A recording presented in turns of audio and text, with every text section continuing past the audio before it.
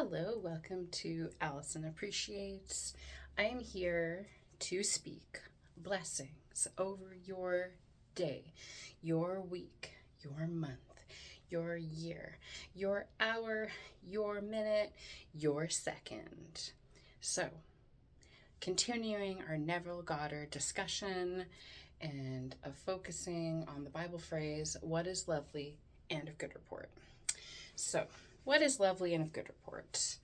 So, what this allows us as we focus our minds towards what we prefer, towards what is wanted, what this allows us is to hone in on what we would like to receive more of.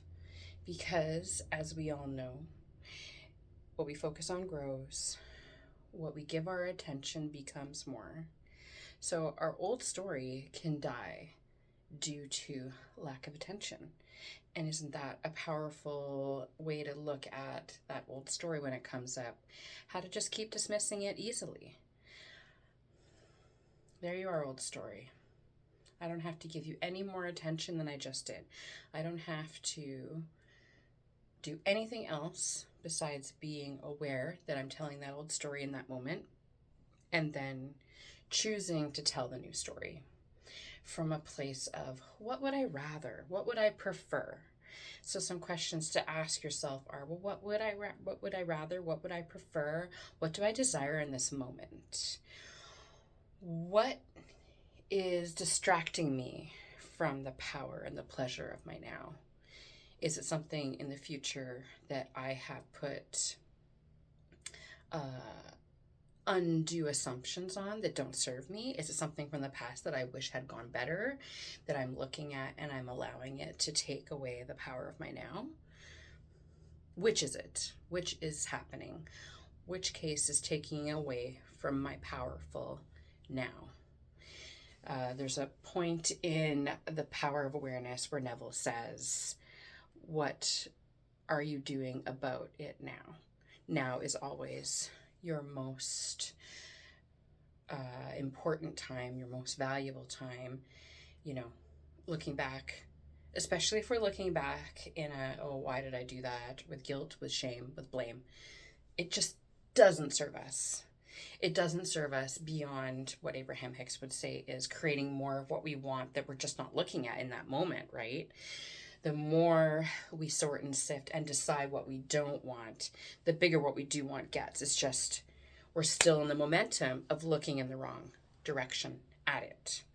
So back to what is lovely and of good report. If you can make this a daily practice to just ask yourself that question in particular, what is lovely and of good report?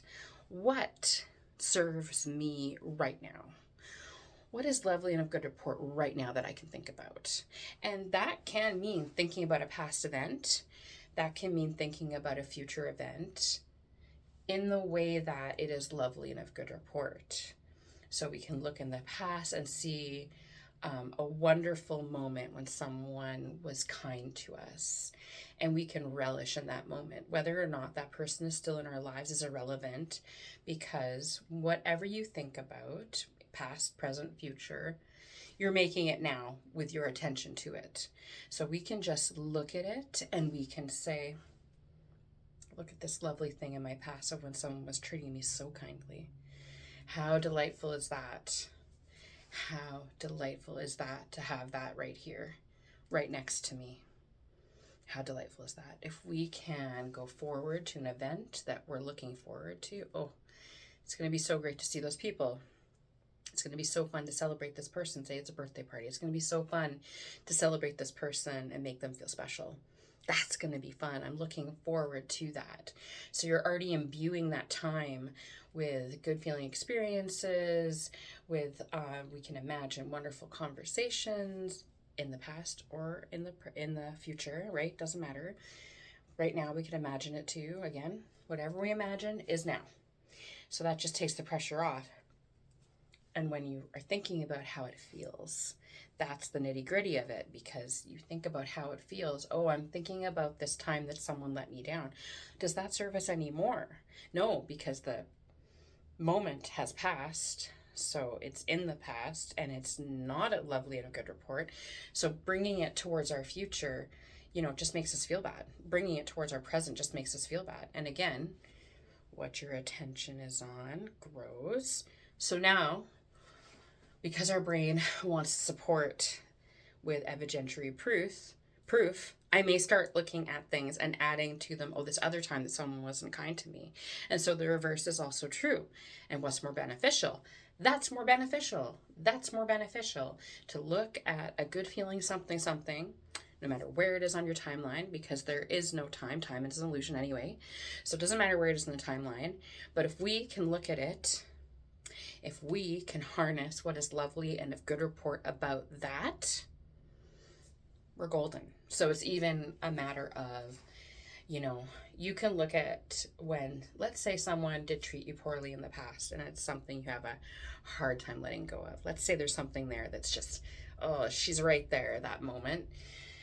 That moment is right there and you're not looking, you're having, or you have had in the past, you have had a hard time letting go of it. And now with this work, with this work that it gets easier and easier to let go of those things because you're practicing letting go of those things and letting them be, starving those old stories due to your lack of attention. So, you're working on it, and you're a work in progress, as we all are. We're eternal, so we can thank for that. We can be thankful for that we're always going to be in some kind of expansion. So, but let's say someone did treat you poorly. Let's say the reason they treated you poorly was that they're fiercely protective of someone else, that they have a false impression of you hurting that other person. So you can say, well, this person is very loyal. This person is protective of the people they love. And I know that can feel like, you're really sidestepping how they feel about you. But, if we take how other people feel about us out of the equation at all times, we're always in the driver's seat with how we get to feel, because we get to choose how we want to feel. And if we're not letting someone else's experiences and someone else's feelings about us dictate how we feel, people are not thinking about us in the way that we think that they're thinking about us generally, because any thoughts that we have about others are really reflections of ourselves, right? We are all one. We are all connected in some way. We are individual consciousnesses, part of a greater consciousness. So really, when people are thinking poorly about someone else, it's really a reflection on them. And I have a great example for someone who became a friend of mine. We worked together. We've worked together on and off for several years. She's wonderful. But when I first met her, I was still in the comparison is the thief of joy. So I was still looking at her and deciding that she was XYZ, quote unquote, better than me. And so I was allowing that to color how I felt about her and making decisions about her behavior that meant certain things that it did not mean. It just didn't mean those things, right? And I then, of course, would get, less good feelings back from her. And when I finally figured it out and I finally realized that that's what I was doing, it took some time. It took a few months to really get it down to my spirit that I was realizing what I was doing. My thoughts about her that were not amazing were not thoughts about her and how she was this and she was that and she was this and I didn't like this. No. These were reflections of my insecurity, right? That's all they were. And I didn't catch on until months later because that's how rooted in my insecurities I was at the time. So as long as we can be open to be aware of these things, we have the power to change them. We always have the power to change them. We get to choose how we feel. And the way we get to do that is a process of awareness and not being hard on ourselves. Because if we're hard on ourselves, then we can't see it, right? Because then we're just holding ourselves to this unreal standard of I should be XYZ because of this and this and this, but I'm not, so I'm mad at myself. Well, that doesn't help us. That doesn't help us get there. But what helps us get there is looking at it from that objective place, from the source within place that is loving, and just being like, oh, I see what I was doing there. Wow, well, that doesn't serve me and it doesn't feel good. Doesn't feel good to be hard on someone else, because in that way I'm being a bit hard on myself if we're all connected. So it doesn't serve me. Like, it doesn't feel good at all. So I get to change it now by recognizing that it doesn't serve me and how it feels, which is not good. Therefore, I get to change it and I get to do a different thing. So you can do this with any kind of relationship, romantic, friendship, familial, any kind of relationship you can do this with. And so what is lovely and of good report is such a nice general thing that it could be about anything.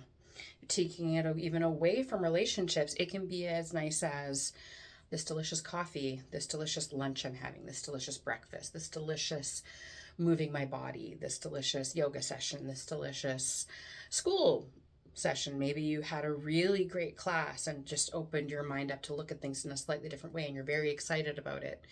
So that can be lovely and of good report. Or getting to go to school at all. You can just be pleased and thankful that you get to go to school. So and ditto, you get to go to work. So that can be lovely and good report. You get to clean your house. The get to can be a very powerful way to move away from I have to. You know, I started doing that a few years ago, and it just feels nicer. At the end of the day, it feels nicer, and it takes the responsibility out of have to and makes it more like a bit of an accountability. Like, since I get to do this thing, I ought to do this thing because I'll feel better having done it. It will serve me. You know, I don't want to vacuum, but it will feel nice to have a clean floor. You know, maybe I don't want to do dishes, but it will be nice to not look at them in the sink and think, I should probably do those dishes. So what is lovely in a good report can be anything. It really can be anything. One thing I like to do as a journal exercise, a very short form journal exercise, is, especially when I work in TV, so sometimes those hours are really long, but I find journaling is so key to making sure I have a good feeling day.